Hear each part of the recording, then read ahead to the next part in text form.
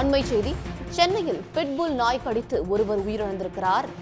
அண்மை செய்தியாக பார்த்து வருகிறோம். கூடுதல் தகவல்களை வழங்குவதற்காக செய்தியாளர் கிருஷ்ணா இணைகிறார். கிருஷ்ணா, விரிவான தகவல். நிச்சயமாக ஜாஃபர்கான் பேட்டையைச் சேர்ந்த கருணாகரன் என்பவரையே பிட்புல் என்ற உயிரக நாய் கடித்து அவர் உயிரிழந்திருக்கிற சம்பவம் ஏற்பட்டிருக்கிறது. இன்று மதியம் 3 மணி அளவில் தனது வீட்டின் பகுதியில் அமர்ந்து கொண்டிருக்கும் பொழுது பூங்கொடி என்பவர் தனது பிட்புல் நாயை எடுத்துக்கொண்டு சென்றபோது திடீரென அந்த நாய் பாய்ந்து கருணாகரன் என்பவரை கடித்திருக்கிறது. அவரை தொடைப்பகுதியிலும் பல்வேறு பகுதியிலும் கடித்த காரணத்தினால் சம்பவ இடத்திலேயே அவர் மிகவும் கடுமையாக பாதிக்கப்பட்டிருக்கிறார். இதை கட்டுப்படுத்த அந்த நாயின் உரிமையாளரான பூங்கொடியும் முயற்சித்த போது நாய் மிகவும் வெறியாக இருந்த காரணத்தினால் உரிமையாளரையும் கடித்து பிடுங்கி இருக்கிறது.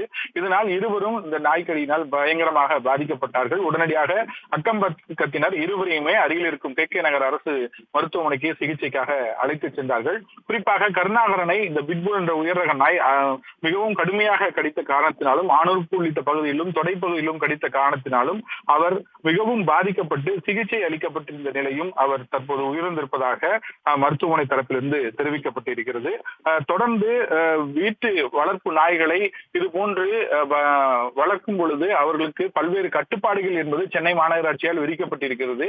ஏற்கனவே கடந்த சில மாதங்களுக்கு முன்பாகவே சிறுமிகளையும் பல்வேறு வளர்ப்பு நாய்கள் கடித்து அதற்குண்டான சம்பவங்கள் நடந்திருக்கிற பல்வேறு நிகழ்வுகள் நடந்திருக்கிறது. அதற்கு சென்னை மாநகராட்சி பல்வேறு விதமாக கட்டுப்பாடுகளையும் விதித்திருக்கிறது.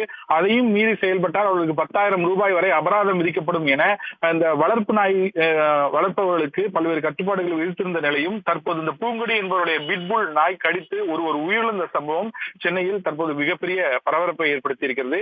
ஏற்கனவே உச்சநீதிமன்றம் வரை தெருநாய்களை எல்லாம் கட்டுப்படுத்தி நடவடிக்கை எடுக்க வேண்டும் என்ற சூழல் நிலையில் தற்போது வளர்ப்பு நாய்களிலும் இது போன்ற பாதிப்பு என்பது தொடர்ந்து அதிகரித்த வண்ணம் இருக்கிற காரணத்தினால் இதில் கடுமையாக நடவடிக்கை எடுக்கப்பட வேண்டும் என்ற கோரிக்கை தொடர்ந்து எழுந்து வருகிறது. விவரங்களை வழங்கியமைக்கு நன்றி கிருஷ்ணா. உடனுக்குடன் செய்திகளை தெரிந்து கொள்ள சன் நியூஸ் பெல் ஐகானை கிளிக் பண்ணுங்க.